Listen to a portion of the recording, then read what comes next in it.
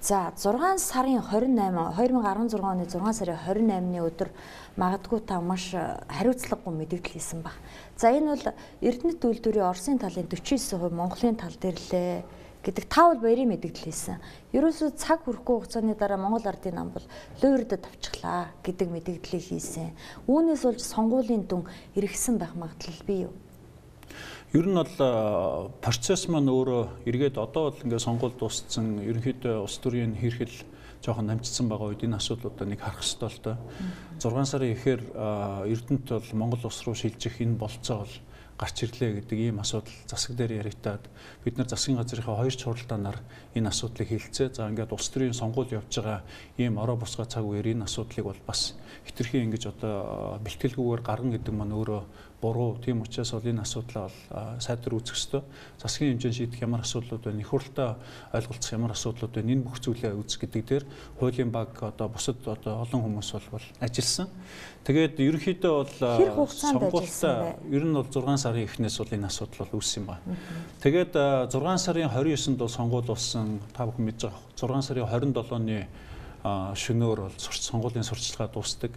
Намуудын дарганаар оролцсон хамгийн сүүлийн одоо халз маргаан ярилцлага 6 сарын 27-ны орой явсан шүү дээ. Тэгэхэд энэ асуудал үндсэндээ бол хөндөгдөөгүй. Тэгээд үндсэндээ бол тийм дууссан.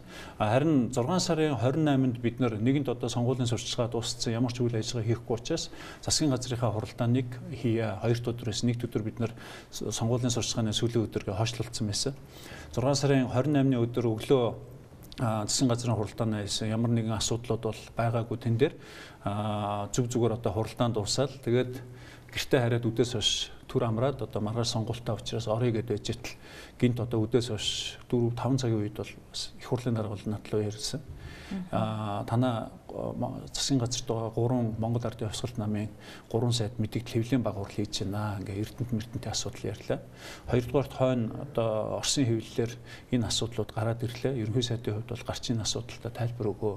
Тайлбар өгөхгүй бол одоо сонгуул ялагдсны юм уу сонгуулийн одоо үр дүн эсрэгээр ирсэн тохиолдолд энэ асуудал бол бас энэ асуудлыг яа яриаг юм бэ гэдэг энэ асуудал бол орноо. Тийм учраас гарчин асуудлаа тайлбарлах хэрэгтэй гэдэг ийм зүйл бол ирсэн байна. Тэгээд яриад асуудлуудаа бэлдээлт чи ерөөсө цагийн дотор асуудлуудаа бэлдээд нэг 6-7 цагийн үед орой өрөөндөө хэвлэлийнхнийг дуудаж байгаад би өөрөө таны хэлдэг саяны хариуцлагагүй гэж хэлж байгаа. Би бол энэ бол маш хариуцлагатай асуудал. Тийм учраас хариуцлагатай мэдээлэлээ бол хийсэн.